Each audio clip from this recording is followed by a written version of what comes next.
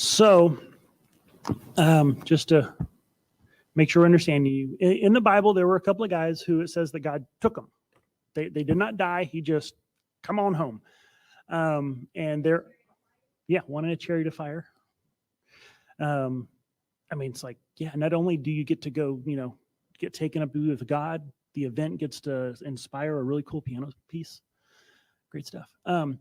So are there anyone, or why not? Why are there not people today that happen? You specifically thought of two examples like Billy Graham and you said Aaron Rodgers. Adrian. Is there an Aaron Rodgers? Probably a sports guy. Yeah, that's a quarterback. Okay, yeah, I would have no clue about that. Adrian Rodgers and Billy Graham, why would those great men of the faith be allowed to taste death and not be taken? And as well as others. Those are just given as examples. So why aren't people today taken like Enoch and Elijah? Anyone want to jump on that? No?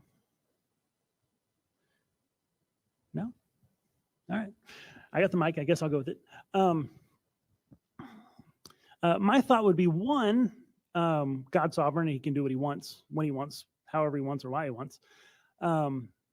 Two would be, interestingly, we don't actually know for a fact that it hasn't happened. It just hasn't been anyone of any position of notoriety that we are aware of.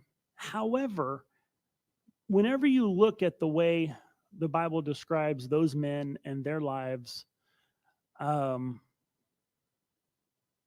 they walked with God. And that phrase, it's just like their life and everything about them was just so sold out and just so just step in step with the Lord that that was part of their reward, it would seem.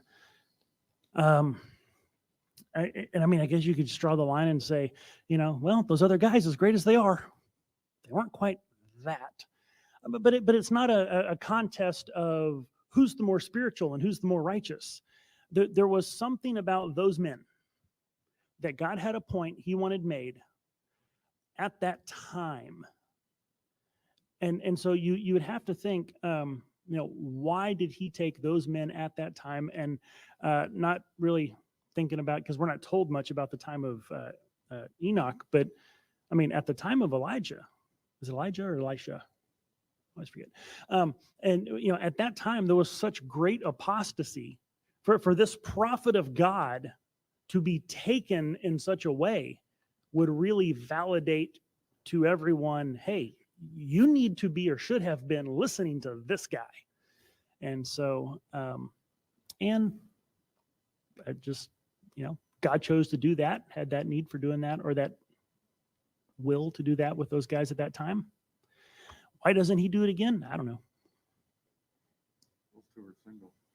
Those two were single. Mm-hmm.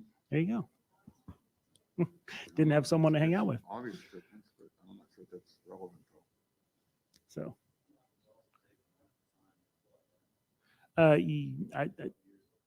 think so. Right around the time of the flood. Yeah. And so all manner of evil and stuff going on. So it would, again, be something that's like, hey, people, take notice. So. Yeah. So I think there are a couple ways to approach it. First is to speculate as to reasons that we can access as to why God might make exceptions for these two individuals, but not for other seemingly very worthy individuals. And we can think of all kinds of other people in both the Old Testament and the New Testament where we could ask the exact same question. Why didn't God also spare these individuals from having to die? And that would just take us even farther down the rabbit hole of speculation as to, we can look for similarities between all of them one way or another. I'm not sure how fruitful that would be. And I think the best route forward is to just say, there are a lot of things that God does for reasons that we don't comprehend, and we should expect to not be able to comprehend them. I don't know how many chess fans there are in the crowd, but if you follow a chess game from a grandmaster, a really good chess player, they're thinking a dozen moves down the road. And so they'll make a move that it just seems unfathomably dumb to you, but it's actually a brilliant genius move. You're thinking, why would they give their queen for a pawn, but then a few moves down the road, they've won the game? it makes no sense, but they're also able to see things that we're not able to see. And so sometimes so for mortals like me who will never be a Bobby Fischer style chess player, I just have to accept I will never see a chessboard the same way Bobby Fischer saw a chessboard. I think even more so we need to accept the same when it comes to the things that God chooses to do or chooses to abstain from doing. We just shouldn't expect to be able to understand everything. I think it'd be odd if everything God did actually did make sense to us.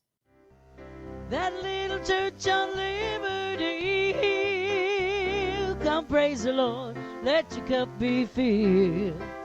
Raise your voices and we'll sing, let God's freedom ring from that little church on Liberty Hill.